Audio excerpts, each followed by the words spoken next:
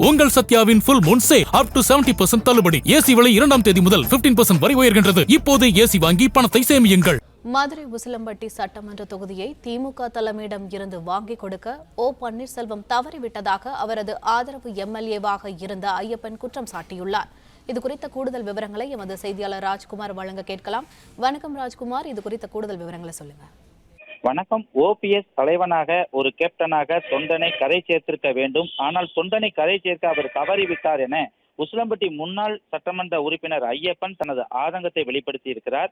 மதுரை உசிலம்பட்டி சட்டமன்ற தொகுதி முன்னாள் எம்எல்ஏ ஐயப்பன், அதாவது ஓபிஎஸ் உடைய ஆதரவாளராக இருக்கக்கூடிய ஐயப்பன், அவர் தனது வீட்டில் வைத்து செய்தியாளர்களை சந்தித்தார். தனது ஆதரவாளர்களையும் சந்தித்து அவர்களது மத்தியில் அவர் பேசிய போது அவர் தற்போது, அதாவது சட்டமன்ற தேர்தலில் மீண்டும் உசிலம்பட்டி தொகுதியில் தனக்கு சீட்டு கிடைக்கும் என எதிர்பார்த்திருந்த நிலையில உசிலம்பட்டி தொகுதி காங்கிரஸ் கட்சிக்கு ஒதுக்கப்பட்டதால் அதிமுக தொண்டர் மீட்பு குழுவை சேர்ந்த தனது ஆதரவாளர்களையும் அவர் அழைத்து அவர்களிடம் பேசினார். அப்போது பேசும்போது ஓபிஎஸ் உடன் கடைசி வரை கூட இருந்த தனக்கு அவர் கை கொடுப்பார் என நம்பியிருந்த நிலையில அவர் என்னை கைவிட்டு விட்டார் என ஆதங்கமாக பேசினார்.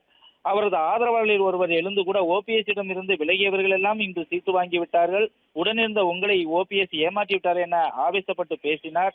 அது அந்த கூட்டத்திலேயே சலசலப்பையும் ஏற்படுத்தியிருந்தது. தொடர்ந்து அவர் பேசிய அவர் ஓபிஎஸ் மிகப்பெரிய துரோகம் செய்து விட்டதாகவும் அவர் ஆதங்கத்தை அந்த தொண்டர் கொட்டினார்.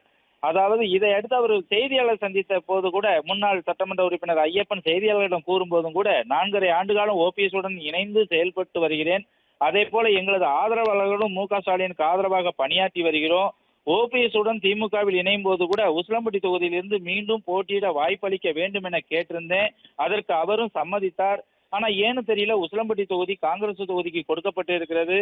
ஓபிஎஸ் தலைவனாக ஒரு கேப்டனாக தொண்டரை கரை சேர்த்திருக்க வேண்டும். ஆனால் தொண்டனை கரை சேர்க்க அவர் தவறிவிட்டார். அது ஏன் என்று தெரியவில்லை. அவர் தனக்கு துரோகம் செய்து விட்டார்.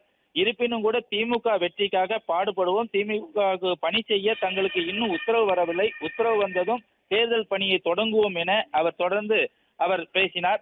இது தொண்டர்கள் மத்தியிலும், அதாவது ஓபிஎஸ் உடன் இருந்த அவரது ஆதரவாளர்களான ஐயப்பன் அவருடைய சேர்ந்த தொண்டர்கள் மத்தியில ஒரு சில சலசலப்பை ஏற்படுத்தியிருந்த நிலையில் ஆதங்கத்தை அவர் குற்றச்சாட்டையும், அதாவது ஓபிஎஸ் குற்றச்சாட்டையும் வச்சு ஆதங்கத்தையும் வெளிப்படுத்தியிருந்தார்.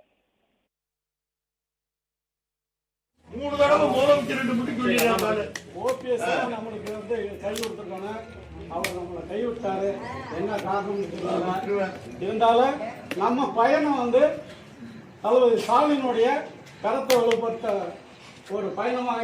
உங்களை ஓபிஎஸ் மறந்துருக்கலாம், வேற நிர்வாகிகள் மறந்துருக்கலாம், தளபதி ஸ்டாலின் அவர் உங்க முகம் அவர் முன்னாடி என்னைக்கு பத்திக்கே இருக்கு.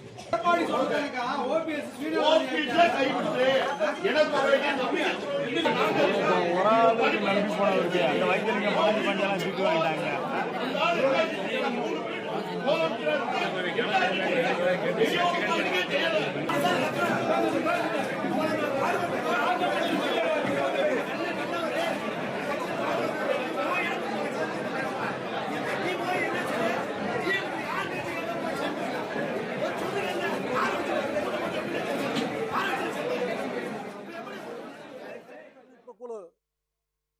குழுவில் தொண்டர்களை இணைத்து நாங்கள் போராடி கொண்டிருந்தோம்.